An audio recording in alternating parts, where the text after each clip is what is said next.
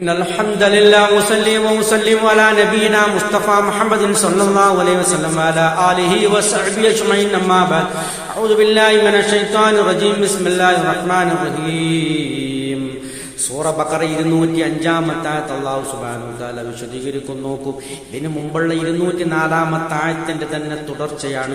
അതായത് പലതരത്തിലുള്ള മുദ്രഭാഷണങ്ങൾ കൊണ്ട് ജനങ്ങളെ വരുതിയിലാക്കി അവരുടെ കൂട്ടത്തിൽ ചേർക്കുവാനും അങ്ങനെ ഭൂമിയിൽ കുഴപ്പങ്ങൾ വരുത്തുവാനും ഉദ്ദേശിക്കുന്ന ചില ആൾക്കാരെ കുറിച്ചാണ് ഈ ആയത്തിലും അല്ലാഹു തആല വിശദീകരിക്കുന്നത്. വൈദാ തവല്ല, അവർ അത്തരം മധുരഭാഷണങ്ങളിൽ നിന്നും പിന്തിരിഞ്ഞു പോയാൽ, അല്ലെങ്കിൽ ഭൂമിയിൽ അവർക്ക് എന്തെങ്കിലും തരത്തിലുള്ള ചെറുതോ വലുതോമായ അധികാരങ്ങൾ ലഭിക്കുകയാണെങ്കിൽ, അവർ ഭൂമിയിൽ പരിശ്രമിക്കുന്നവരാകുന്നു. ലിയുഫ്സിദ ഫീഹാ, ആ ഭൂമിയിൽ കുഴപ്പമുണ്ടാക്കുന്നതിന് വേണ്ടിയിട്ടുള്ള എല്ലാ പരിശ്രമങ്ങളും അവർ നടത്തും. വയുഹ്ലിക്കൽ ഹർസ വന്നസ്ൽ, സന്തതികളെയും അതുപോലെ കൃഷികളെയും നശിപ്പിക്കുന്നതിന് വേണ്ടി എന്ന് പറഞ്ഞാൽ സർവമാന കുഴപ്പങ്ങളും ഉണ്ടാക്കും. ആൾക്കാരെ തമ്മിലടിപ്പിക്കുകയും അങ്ങനെ പലതരത്തിലുള്ള ഫസാദുകളും കുഴപ്പങ്ങളും ഉണ്ടാക്കുന്ന ഒരുതരം സാമൂഹ്യ വിരുദ്ധരായ ജനങ്ങളെ കുറിച്ചാണ് അല്ലാഹു സുബ്ഹാനഹു വ തആല നമുക്ക് മുന്നറിയിപ്പ് നൽകുന്നതും.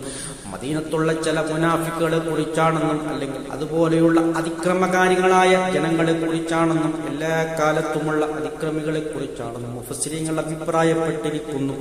അത്തരം ആൾക്കാരുടെ അവസ്ഥ എന്താണ്? വല്ലാഹു ലാ യുഹിബ്ബുൽ ഫസാദ്, അല്ലാഹു സുബ്ഹാനഹു വ തആല അത്തരം കുഴപ്പങ്ങളെ ഇഷ്ടപ്പെടുന്നവനല്ല. അല്ലാഹുക്ക് കുഴപ്പം ഇഷ്ടമല്ല, അല്ലാഹുവിന് സമാധാനമാണ് ഇഷ്ടം. അത്തരം കുഴപ്പങ്ങൾ ഉണ്ടാക്കുന്ന കുഴപ്പക്കാരെയും കുഴപ്പത്തെയും അല്ലാഹുവിന് ഇഷ്ടമല്ല എന്ന് അല്ലാഹു സുബ്ഹാനഹു വ തആല തീർത്തും അത് പറയുകയാണ്. ഇതാണ് നമുക്ക് ഈ ആയത്തിൽ കൂടി അല്ലാഹു നൽകുന്ന സന്ദേശം. അത്തരം കുഴപ്പക്കാരെ കുറിച്ച് കരുതിയിരിക്കണമെന്നും അവരുമായി കൂട്ടുകൂടരുതെന്നും അവരിൽ നിന്നും പിന്തിരിഞ്ഞു നിൽക്കണമെന്നുമുള്ള സന്ദേശങ്ങളാണ് ഈ ആയത്തിൽ കൂടി നമുക്ക് നൽകുന്നത്. എല്ലാ കാലത്തും ഇത്തരം ജനങ്ങളെ നമുക്ക് ദർശിക്കാൻ കഴിയുന്നതാണ്. നല്ല നല്ല മധുരഭാഷണങ്ങളുമായി മനുഷ്യരുടെ കൂടെ കൂടി തമ്മിൽ തല്ലിക്കുന്ന പലതരത്തിലുള്ള ഫസാദുകളും കുഴപ്പങ്ങളും അടിച്ചുവിട്ടുകൊണ്ട് ഭൂമിയിൽ കുഴപ്പമുണ്ടാക്കുക എന്നുള്ള ഉദ്ദേശത്തിൽ മാത്രം ജീവിക്കുന്ന ഒരുതരം പൈശാചിക മനുഷ്യരെ കുറിച്ചാണ് നമുക്ക് അല്ലാഹു തആല മുന്നറിയിപ്പ് നൽകുന്നത്. ഇത്രയുമാണ് ഈ ആയത്തുമായി ബന്ധപ്പെട്ട് നമുക്ക് സംസാരിക്കാനുള്ളത്.